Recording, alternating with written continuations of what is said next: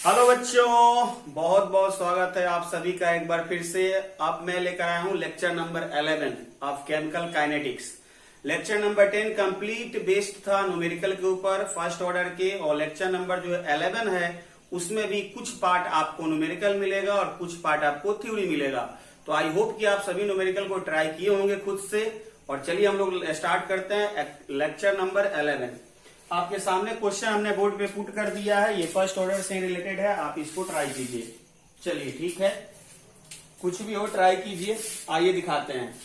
आपके पास कहा जा रहा है कि ये जो डिकम्पोजिशन हो रहा है N2O5 का, N2O5 टूट कर N2O4 और O2 बना रहा है, ये फर्स्ट ऑर्डर काइनेटिक्स को फॉलो कर रहा है। तो आपको रेट कांस्टेंट के निकालना है। क्या निकालना है? रेट कांस्टेंट के। यहां पर लिख देते हैं फाइंड द रेट कांस्टेंट की। इसके लिए के निकालना है। अब के निकालने का फर्स्ट ऑर्डर का दो ही ऑप्शन है, या तो फर्स्ट ऑर्डर का इक्वेशन और नहीं तो उसका हाफ लाइफ टाइम पता होना चाहिए। तो हाफ लाइफ टाइम पता है तो 0.693 अपॉन के होता है, तो हाफ लाइफ टाइम से के निकाल सकते हैं या के से हाफ लाइफ टाइम। लेकिन इस क्वेश्चन में हाफ लाइफ टाइम का कोई चर्चा नहीं है, तो पहला ऑप्शन कैंसिल हो गया। अब दूसरा ऑप्शन बचा क्या कि इसका फर्स्ट ऑर्डर जो इक्वेशन है उसका यूज करें, और उसका यूज करके हम क्या निकालें? के का वैल्यू निकालें। तो वो ऑप्शन है ये KT equal to 2.303 log C0 by CT। अगर हमें टाइम पता चल जाए, C0 और CT पता चल जाए तो के निकल सकता है। लेकिन प्रॉब्लम ये है कि कॉन्सेंट्रेशन है C0 और CT, और क्वेश्चन में कॉन्सेंट्रेशन नहीं, क्या दिया है? प्रेशर दिया है। तो कोई परेशानी नहीं है, इस इक्वेशन को हम लिख सकते हैं KT equal to 2.303 log C0 P0 by PT। अब देखो यहां पर P0 जो होगा इनिशियल प्रेशर होगा, इस N2O5 का इनिशियल प्रेशर होगा, ठीक है। और PT जो होगा दिए गए टाइम पर प्रेशर होगा। अब देखो यहां पर एक बार इनिशियल प्रेशर दिया है 0.5 और दूसरा दिया है कितना? 100 सेकंड के बाद दिया है प्रेशर। तो यूज करो इसका। देखो यहां से इस तरह के क्वेश्चन बोर्ड एग्जाम में भी पूछे जाएंगे खूब। यहां पे है 2, यहां पे है 2 N2O4 प्लस O2। अब देखो यहां पे, यहां से लिखते हैं, देखो ध्यान से समझना।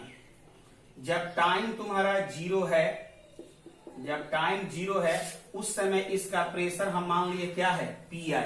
और ये 0 और ये 0, क्योंकि जब डिकम्पोजिशन होगा तब तो ये दोनों बनेंगे। तो इनिशियली तो सिर्फ N2O5 है वेसल के अंदर, जब रिएक्शन स्टार्ट होगा तो ये टूटेगा तभी तो ये दोनों बनेंगे। तो जो वेसल के अंदर जो प्रेशर होगा वो सिर्फ और सिर्फ किसका होगा? N2O5 का, ठीक है। एक कंडीशन ये हो गया। अब T इक्वल टू 100 पे, 100 सेकेंड पे, इसमें से मान लेते हैं कि कुछ टूट कर निकला, यानी इसमें से कुछ प्रेशर कम हुआ, तो क्या बचेगा? PI minus x. अब ध्यान से देखो, जब ये 2 मोल खत्म होगा तो ये 2 मोल बनेगा, ठीक है, और ये जो होगा 1 मोल बनेगा। और तुम कह रहा है कि नहीं, जब ये 2 खत्म हो रहा है तो तुम 1 लेकर चल रहा है, तो ये भी 1 बनेगा, लेकिन ये बनेगा 1/2। इससे बढ़िया होगा कि यहां पर तुम क्या ले लो? 2x, और यहां पर क्या ले लो? 2x, और यहां पर क्या ले लो? x। तो देख रहे हो ना, जब ये 2 खत्म होगा तो ये 2 बनेगा, जब ये 2 खत्म होगा तो ये 1 बनेगा। तो ये 2 खत्म हुआ 2x, ये 2 बना, और ये कितना बना? x। अब देखो यहां पे according to question at 100 second P total pressure कितना दिया गया है? 0.512। तो टोटल प्रेशर 100 सेकंड पे, तो अब 100 सेकंड पे ये भी होगा, ये भी होगा, ये भी होगा, क्योंकि टाइम जब 0 था, जब रिएक्शन शुरू हुआ उस समय तो सिर्फ ये था N2O5, तो जो टोटल प्रेशर था वो सिर्फ N2O5 का था। लेकिन जब ये टूट गया, उस समय चल गया रिएक्शन, तो ये भी है, ये भी है, यानी कि तीनों का मिलाकर टोटल प्रेशर होगा वेसल का, जो कितना बता रहा है? 0.512। यहां से क्या लिख सकते हैं? PI minus 2x plus 2x plus x equal to 0.512। अब देखो यहां से 2x से 2x क्या हो गया? कैंसिल। अब यहां से PI plus x equal to 0.512। अब देखो कि अगर तुम यहां से x निकालना चाहो तो क्या मिलेगा 0.512 माइनस पी आई। ठीक है, अब देखो यहां से x equal to 0.512 minus P I. P I क्या है? इनिशियल प्रेशर, और इनिशियल प्रेशर तुम्हारे लिए कितना दे रखा है क्वेश्चन में? 0.5। अब देखो ये 512 है तो 0.5 को लिख सकते हैं 0.500। तो फाइनली तुमको यहां से x इक्वल टू क्या मिल गया? यहां से 2 में से 0 गया 2, और फिर 1 में से 0 गया 1, और फिर 5 में से 0 गया 5 में से 5 गया 0। तो इतना एटीएम आ गया। किसका वैल्यू? x का वैल्यू। अब देखो ये कौन सा प्रेशर है? तो टाइम t पर बचा हुआ प्रेशर, और यहां जो प्रेशर चाहिए वो कौन सा प्रेशर चाहिए? टाइम t पर बचा हुआ प्रेशर। अब पी आई तुम्हें पता है x निकल गया, तो बचा हुआ प्रेशर क्या हुआ? 100 सेकंड पे पता चल गया। तो यहां से बचा हुआ प्रेशर पुट कर दो और इनिशियल प्रेशर पुट कर दो। टाइम कितना लेगा? 100 सेकंड, क्योंकि रिएक्शन कहां तक गया है? 100 सेकंड तक गया है, तो के यहां से निकल जाएगा। तो पहले इतना तुम नोट करो, फिर आगे हम बताते हैं। नोट करो जल्दी से। चलो हो गया होगा, इधर तो लिख ही लिया होगा। तो अब फाइनली देखो क्या, इसलिए at 100 second pressure of N2O5, 100 second पे N2O5 का प्रेशर कितना है? Pi minus 2x। Pi initial pressure जो है कितना? 0.5। 0.5 को 0.500 लिख सकता है, माइनस 2 इंटू एक्स। एक्स का वैल्यू निकल चुका है 0.012। अब देखो 0.50 ये मल्टीप्लाई करो तो कितना हो जाएगा? 4। ये कितना हो गया? 2। ये कितना हो गया? 0। अब यहां से घटा लो, तो घटाएगा तो 500 में से घटाओ, 500 में से माइनस करो, कितना? 0.024। अब 10 में से 4 गया 6, 9 में से 2 गया 7, और ये कितना बचेगा? 4, यानी कि 0.476 ये निकल गया। कैलकुलेशन अपना चेक करते रहना। पार्शियल प्रेशर ऑफ N2O5 कितने समय पे? 100 सेकेंड पे। चलो ठीक है, काम बन गया तुम्हारा। इधर वाला तो छाप ही लिया होगा। अब यहां से फॉर्मूला यूज कर लो, KT equal to 2.303 log P0 by PT या PI बाई PT। अब K चाहिए तो 2.303 टाइम कितना? 100 log P0 इनिशियल कितना था? तो था कितना? 0.5 को 00 लिख सकते हो, और बचा कितना? 0.476। इसको सॉल्व करो, यहां से के निकल जाएगा। मान लो कि इस क्वेश्चन में के नहीं पूछकर हाफ लाइफ टाइम पूछता तो भी हमको यहां तक आना पड़ता, और तब इसके बाद हाफ लाइफ टाइम का फॉर्मूला यूज कर लेता। टी हाफ इक्वल टू कितना? 0.693 बाई के। इस तरह से आपको बनाना होगा। चलिए नोट कीजिए। हम इतना समझाने के बाद भी यकीनन कर सकते हैं कि 50% लोगों को ही समझ में आया होगा। कोई परेशान नहीं होना है। एक और क्वेश्चन लेते हैं इसको समझने के लिए। पहले नोट करें। चलिए क्वेश्चन नंबर 2 हमने बोर्ड पे पुट कर दिया है। आप इसको नोट करेंगे और नोट करके ट्राई करेंगे। कुछ लोगों को विजुअलिटी का प्रॉब्लम होगा, बोल देते हैं क्वेश्चन, सुनाई तो देता है साफ साफ। क्वेश्चन है कि for the first order thermal decomposition of reaction following data were obtained. Reaction है C2H5Cl, रिएक्टेंट में है, प्रोडक्ट में है C2H4 प्लस HCl। ठीक है, इसके लिए डाटा दिया गया कि टाइम जब 0 है तो टोटल प्रेशर 0.30 है, और टाइम जब 300 सेकेंड है तो टोटल प्रेशर 0.50 है। आपको रेट कांस्टेंट के और हाफ लाइफ टाइम निकालना है। तो ध्यान से सुनो मेरी बात। जब भी इस तरह का क्वेश्चन मिले कि फॉलोइंग डाटा वेयर ऑब्टेन्ड, जिसमें एक बार टाइम 0 पे टोटल प्रेशर दिया हो और फिर कुछ समय बाद टोटल प्रेशर दिया हो, तो जैसे स्टार्ट किए थे वैसे स्टार्ट करेंगे। तो सबसे पहले रिएक्शन को लेंगे C2H5Cl। रिएक्शन क्या है? C2H5Cl टूट कर बनाएगा C2H4 प्लस HCl। अब ध्यान से देखो, जब टाइम 0 है उस समय इसका प्रेशर, इनिशियल प्रेशर हम मान लेते हैं क्या है? PI, और time T equal to T पे ये एक खत्म होगा तो ये भी एक बनेगा और ये भी एक बनेगा, तो इसमें से अगर x निकलेगा तो ये भी x बनेगा और ये भी x बनेगा। तो pi माइनस एक्स, ये हो गया x और ये हो गया x। अब क्वेश्चन कह रहा है अकॉर्डिंग टू क्वेश्चन टाइम कितना है 300 सेकेंड पे, ये कहानी है 300 सेकेंड पे। At 300 second P total pressure कितना है 0.50, इसका यूज करो। तो टोटल प्रेशर कहने का मतलब कि बर्तन के अंदर जितना गैस है उन सभी का प्रेशर मिलाकर टोटल प्रेशर होगा। तो शुरू में तो सिर्फ जो था C2H5Cl था, लेकिन जब रिएक्शन 300 सेकेंड चल गया तब C2H4 भी हो गया, HCl भी हो गया। तो टोटल प्रेशर का मतलब हुआ तीनों का प्रेशर मिलाकर। तो क्या लिखेगा Pi plus x, sorry Pi minus x plus x, तीनों का मिलाकर प्रेशर कितना है 0.50। x से x कैंसिल, अब यहां से x निकाल लो तो 0.50 माइनस Pi, तो x equal to 0.50 Pi initial pressure, यानी टाइम जब जीरो था उस समय टोटल प्रेशर जो है 0.30, तो यहां से निकल गया 0.20। अब तुम समझ चुका होगा, x निकल गया, तो जब x यहां पुट करेगा तो 300 सेकेंड पर इसका क्या बचा हुआ प्रेशर है वो पता चल जाएगा। इसलिए एट 300 सेकेंड P टोटल या प्रेशर ऑफ किसका C2H5Cl इज कितना, तो वो हो जाएगा Pi माइनस एक्स। तो Pi यानी कि इनिशियल टोटल प्रेशर जो कितना दे रखा है बोलो, इनिशियल टोटल कितना है बोलो 0.30 माइनस एक्स 0.20, यानी आ गया 0.10। अब यहां से फॉर्मूला लगा लो KT equal to 2.303 log P0 by PT। चलो ठीक है, अब यहां से K निकालना है तो 2.303 कितने समय के बाद, तो रिएक्शन 300 सेकंड चल गया, क्योंकि एक बार जीरो पे और फिर दूसरा कहां 300 सेकंड पे, तो जीरो तो टाइम लेगा नहीं, कब लेगा 300 अगला टाइम। तो 300 log P0 इनिशियल प्रेशर है 0.30, बचा हुआ प्रेशर, तो बचा हुआ प्रेशर कितना निकला है 0.10। यहां से K निकल गया, चाहो तो हाफ लाइफ टाइम निकाल सकते हो, कैसे T हाफ इक्वल टू क्या होता है, T half equal to 0.693 upon K यहां से निकल गया, यहां पुट करो हाफ लाइफ टाइम निकल जाएगा। तो आई होप कि अब इस तरह के क्वेश्चन आपसे बन जाना चाहिए। चलिए नोट कीजिए।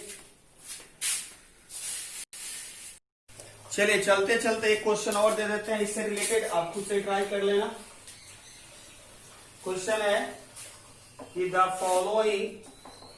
Following data were obtained during first order thermal decomposition of SO2Cl2 gas according to equation। चलो SO2Cl2 गैस है, टूट कर बना रहा है SO2 gas plus Cl2 gas. Data क्या दिया गया है, तो यहाँ एक्सपेरिमेंट फर्स्ट है, यहाँ एक्सपेरिमेंट सेकंड है, यहाँ पे टाइम है और यहाँ पे P टोटल है। चलिए पहले टाइम जो होगा 0 है और दूसरा टाइम जो होगा 100 है। टाइम सेकंड में है, प्रेशर ATM में है, और आपका शुरू में है 0.4 और बाद में है 0.7। आपको निकालना है find the K and T half. I hope कि आपसे बन जाए। चलिए इसको नोट कर लीजिए और नोट करके जल्दी से इसको हम मिटाते हैं और फिर यहां से आगे बढ़ने वाले हैं। चलिए हो गया होगा, मिटा देते हैं, फाइनल हट जाते हैं एक बार। इस क्वेश्चन को जरूर ट्राई कर लीजिएगा, बहुत आसान सा क्वेश्चन है। चलिए अब इसके आगे लेकर चलते हैं आपको हम। अभी तक हम जो डिराइव किए हैं इक्वेशन यानी कि काइनेटिक्स, वो जीरो ऑर्डर और फर्स्ट ऑर्डर। आज हम आपको सिखाने वाले हैं सेकेंड ऑर्डर और थर्ड ऑर्डर। हालांकि सिलेबस में फर्स्ट ऑर्डर तक ही है, लेकिन कंपेटिटिव एग्जाम में कभी मान लेते हैं फर्स्ट ऑर्डर कोई रिजिट तो नहीं है, सेकंड ऑर्डर भी दे सकता है, थर्ड ऑर्डर भी दे सकता है, तो तरीका आपको पता होना चाहिए। ये देखते हैं, तो मान लीजिए कि हमारे पास एक रिएक्शन है ए, प्रोडक्ट है पी, जिसका ऑर्डर ऑफ रिएक्शन जो होगा वो मान लीजिए कि हम ले लेते हैं 2। तो अब यहां से अगर हम रेट लिखें तो क्या लिखेंगे, रेट इक्वल टू के ए के पावर 2 लिख सकते हैं, आपको पता है। दूसरा इसका रेट लिखने का क्या तरीका हो सकता है, तो rate equal to minus D A by D T. अब ध्यान से देखिए, दोनों एक ही इक्वेशन का रेट है, रेट है, यानी कि दोनों बराबर है, तो बराबर कर दीजिए।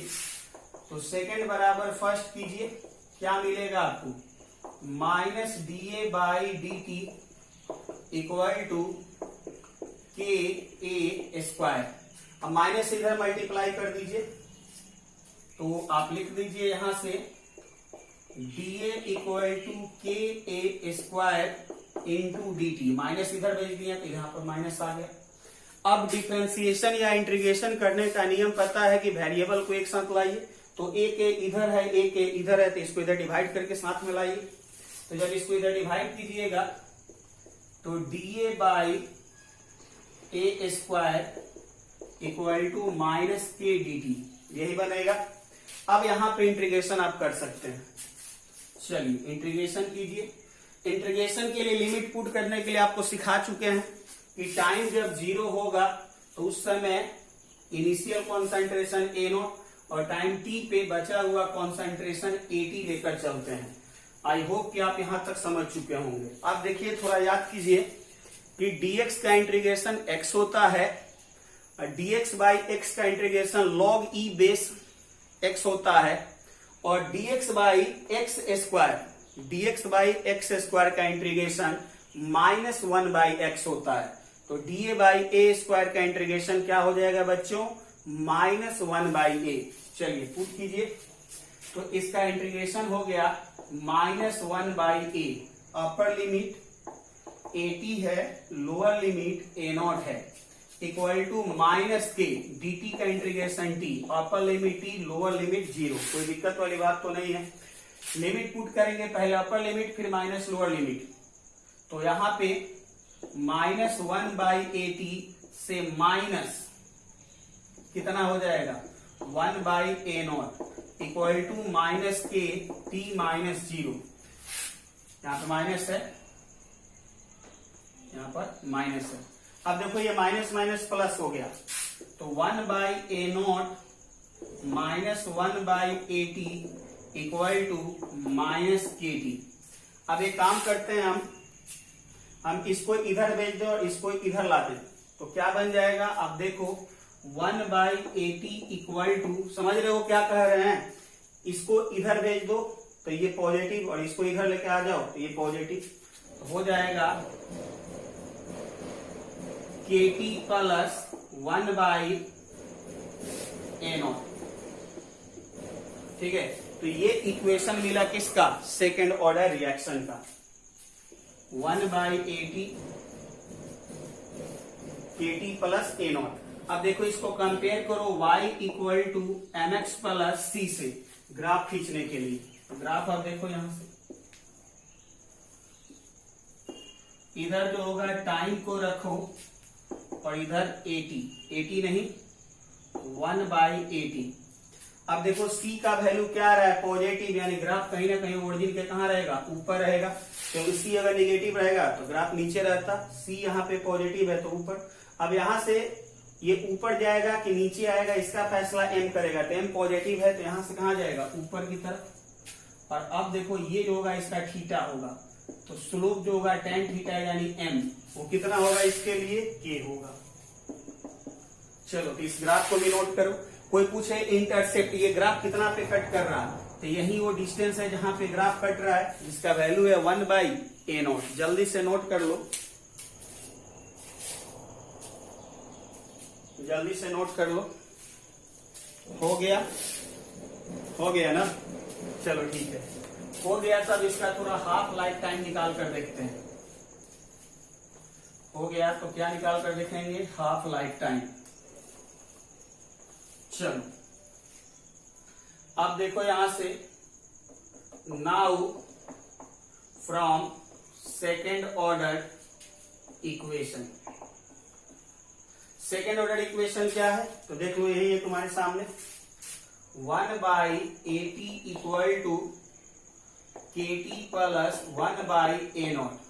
अब time t equal to T half रखेगा तो AT कितना हो जाएगा, A0/2, क्योंकि आधा हाफ लाइफ टाइम में आधा खत्म हो जाता है तो बचेगा कितना, आधा, A0/2। अब यहां पुट करो तो 1/A0/2 equal to KT plus 1/A0, यानी टाइम कितना रखेगा, टी हाफ प्लस 1/A0। अब देखो एक काम करो, इसको इधर लेके आ जाओ तो ये ऊपर जाएगा 2/A0 minus 1/A0 equal to K into T half. अब देखो A0 कॉमन हो जाएगा तो A0 2 minus 1 K into T half. बोलो यहां तक कोई दिक्कत वाला बात तो नहीं है? चलो ठीक है, आगे बढ़ते हैं यहां से। अब देखो क्या तुमको मिल गया, तो तुमको मिल गया K into T half equal to 1/A0। तो हमको तो टी हाफ चाहिए तो इधर से K से डिवाइड कर दो तो 1/K into A0, 1/K into A0, यही होगा ना। K कहाँ रहेगा, नीचे ही तो, नीचे ही रह जाएगा। चलो तो यहां से टी हाफ निकल गया। अब देखो इसका जो टी हाफ है वो इनिशियल कॉन्सेंट्रेशन के क्या रहा है, इनवर्सली प्रोपोर्शनल। तो अब देखो यहां से अगर तुम्हें याद कराएं हम तो जीरो ऑर्डर के लिए टी हाफ क्या आया था, A0/2 के। फर्स्ट ऑर्डर के लिए टी हाफ क्या आया था, 0.693/K। और सेकेंड ऑर्डर के लिए टी हाफ क्या आया, सेकेंड ऑर्डर के लिए आया 1/K इंटू A0। यानी कि जीरो ऑर्डर में half life time initial concentration के डायरेक्टली प्रोपोर्शनल है, फर्स्ट ऑर्डर में कांस्टेंट है और सेकेंड ऑर्डर में क्या है, इनवर्सली प्रोपोर्शनल है। यानी तुम ये कह सकता है कि जो हाफ लाइफ टाइम है वो जीरो ऑर्डर और सेकेंड ऑर्डर का डिपेंड करता है इनिशियल कॉन्सेंट्रेशन पर। क्या एक जैसा? नहीं, जीरो ऑर्डर में डायरेक्टली है जबकि सेकेंड ऑर्डर में इनवर्सली है और फर्स्ट ऑर्डर में कॉन्सेंट्रेशन पे डिपेंड नहीं करता है। चलो तो इन बातों को नोट करो, फिर आगे बढ़ते हैं। फटाफट नोट करो, थोड़ा सा इंक डाल लें। चलो मेरा मन किया कि मान लेते हैं थर्ड ऑर्डर का निकालने के लिए, तो क्या करेंगे, कैसे निकालेंगे। तो देखो वैसे तो सिलेबस में फर्स्ट ऑर्डर तक ही है, लेकिन सेकेंड ऑर्डर तक ऑलरेडी तुम सीख लिया। लेकिन मान लो खुदा ना खास जब इतना सीख लिया तो मन किया कि थर्ड ऑर्डर का निकालें, फोर्थ का निकालें, फिफ्थ का निकालें, कैसे निकालेंगे। तो आओ उसका तरीका फिर से एक बार समझा देते हैं। तो इस बार हम थर्ड ऑर्डर का निकालना चाह रहे हैं। तो देखो ए है, प्रोडक्ट पी है जिसका ऑर्डर कितना है, 3 है। क्लियर है। एक रिएक्शन लिए जिसका ऑर्डर ऑफ रिएक्शन 3 है। अब यहां से रेट अगर लिखें तो रेट इक्वल टू के ए के पावर 3। एक इक्वेशन ये तो बन गया। दूसरा इसका क्या लिख सकता है, -dA/dt। ठीक है, और यही काम हर जगह करना है, zero order, first order, second order, सब जगह।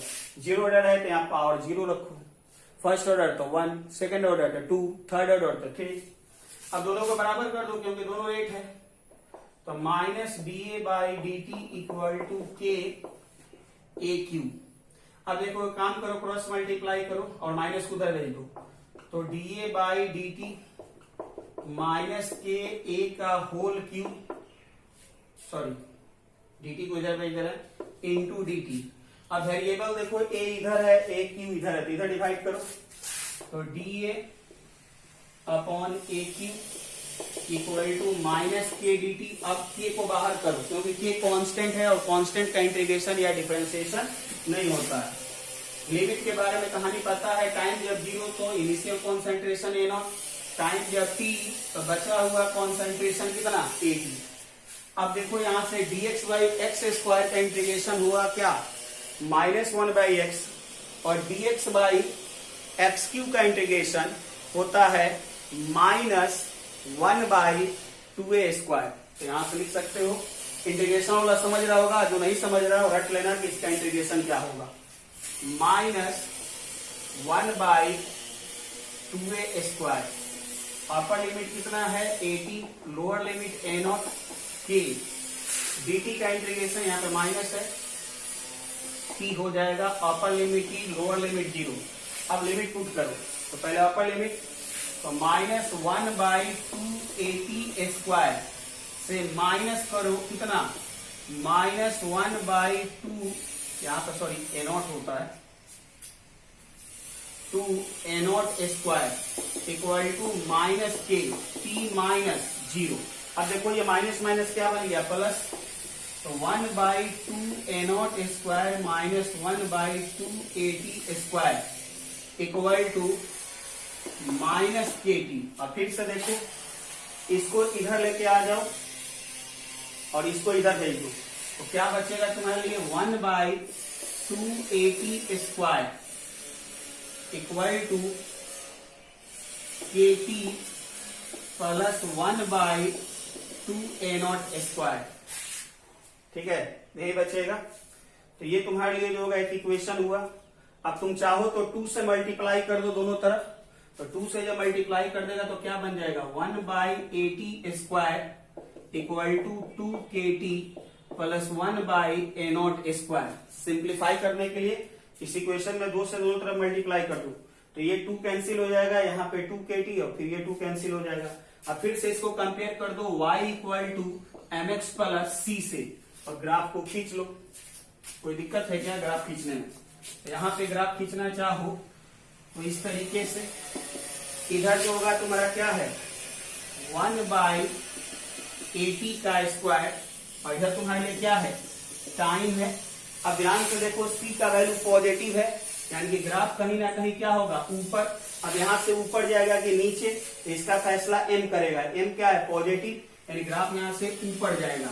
अब ये थीटा हुआ, थीटा यानी कि स्लोप, तो स्लोप जो होगा इसका m यानी कि tan थीटा, वो कितना 2k, कितना मिल गया 2k। तो इस तरह से निकाल सकते हो। अब तुम चाहो इसका हाफ लाइफ टाइम निकालने के लिए तो वो भी बड़ी आसानी से निकाल सकते हो। चलो पहले इतना नोट कर लो, नोट कर लो जल्दी से, फटाफट नोट कर लो। अगर तुम इसका हाफ लाइफ टाइम निकालना चाहता है तो क्या होगा, तो now from third order equation, third order equation से इसका हाफ लाइफ टाइम निकालना चाहता है, क्या बनेगा, तो क्या है इक्वेशन देख लो जल्दी से, 1/80² equal to 2kt plus 1/a0²। अब देखो यहाँ पे टाइम जब t हाफ पुट करेगा तो जो 80 है यानी कि बचा हुआ है वो कितना पुट करना पड़ेगा, a0/2। अब यहाँ पे पुट कर दो, तो 1/a0/2 का square equal to 2k into T half, क्योंकि time T half, plus 1/a0²। अब जो होगा एक काम करो, इसको इधर लेके आ जाओ, तो क्या मिलेगा 1/a0²/4 minus 1/a0² equal to 2 into k into T half. समझ में आ रहा है? 4 ऊपर चला जाएगा तो 4 ऊपर चला जाएगा तो 4/a0² minus 1/a0² 2 into k into T half. बोलो समझ में आ रहा है? सिंपल कैलकुलेशन, एक समझ में आ गया तो सब उसी तरह से चलते रहेगा। अब इसके बाद अब ले लो एलसीएम, यहां से क्या दिखाई दे रहा है, 3/a0² equal to 2k into T half. अब यहां से टी हाफ इक्वल टू कितना, 3/a0²/2k, यही होगा ना। तो फाइनली अब यहां से T half equal to 3/2k a0²। तो यहां से भी तुम देखो कि जो इसका हाफ लाइफ टाइम मिला वो इनवर्सली प्रोपोर्शनल मिला किसके, इनिशियल कॉन्सेंट्रेशन के। तो इस तरीके से तुम जो होगा निकाल सकते हो, third order, fourth order, fifth order, जिसका मन करे निकालते रहो, तुम्हारे ऊपर डिपेंड करता है। चलो चलते चलते एक चीज याद रखना बहुत इंपॉर्टेंट है, T half for nth order, यानी कि हाफ लाइफ टाइम हम निकालना चाहते हैं किसी भी ऑर्डर रिएक्शन का कॉन्सेंट्रेशन के साथ, तो बस ये याद रखना टी हाफ 1/a नॉट का पावर n-1, a नॉट के पावर n-1, यही होता है। अब देखो यहाँ पे ये इक्वेशन याद रखना, ध्यान रखना इसको। यहाँ पे देखो अगर हम जीरो ऑर्डर के लिए पुट करेगा, फॉर जीरो ऑर्डर, तो n का वैल्यू जीरो पुट करो, तो n का वैल्यू अगर जीरो तुम पुट करेगा तो क्या हो जाएगा, टी हाफ, और यहाँ जीरो पुट करेगा तो -1 यानी कि ऊपर चला जाएगा, तो a नॉट। उसी तरीके से अगर फॉर फर्स्ट ऑर्डर तुम पुट करेगा तो n का वैल्यू 1, यहाँ पे 1 पुट करो तो 1 मतलब n के जगह 1, 1 - 1 0, तो पूरा टर्म क्या हो जाएगा, कांस्टेंट, तो टी हाफ क्या हो जाएगा, कांस्टेंट। सेकेंड ऑर्डर के लिए पुट करो, फॉर सेकेंड ऑर्डर n = 2, अब यहाँ पर n की जगह पर 2 पुट करो तो सही होगा इस तरह से, टी हाफ 1/a नॉट। और यही चीज तो हम प्रूव कर चुके हैं कि जीरो ऑर्डर के लिए क्या होता है, हाफ लाइफ टाइम डायरेक्टली होता है, फर्स्ट ऑर्डर के लिए कांस्टेंट होता है, सेकंड ऑर्डर के लिए इनवर्सली होता है। इसी तरीके से थर्ड ऑर्डर का तुम निकालेगा तो 1 क्या हो जाएगा, a0², और अभी थोड़ा देर पहले निकाले थे थर्ड ऑर्डर के लिए हाफ लाइफ टाइम 1/a0²। बात समझ रहे हो, तो इसको ध्यान रखना, ये बहुत यूजफुल है। अब इसके बाद हम तुमको कुछ एग्जाम्पल बताएंगे फर्स्ट ऑर्डर का, जैसे कि जीरो ऑर्डर का बताए थे, फिर उसके बाद इस टॉपिक को आज कंप्लीट करेंगे।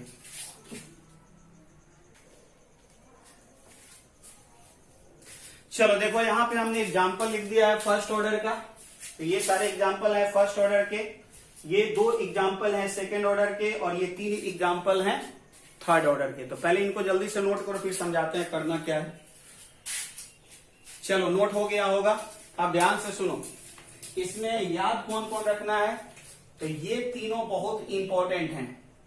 ये जितना तुम बोर्ड पे लिखा है इस सभी में से ये तीनों याद रखना, खासकर ये बहुत ज्यादा इंपॉर्टेंट है।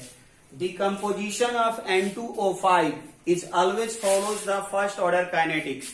Decomposition of hydrogen peroxide follows the first order kinetics.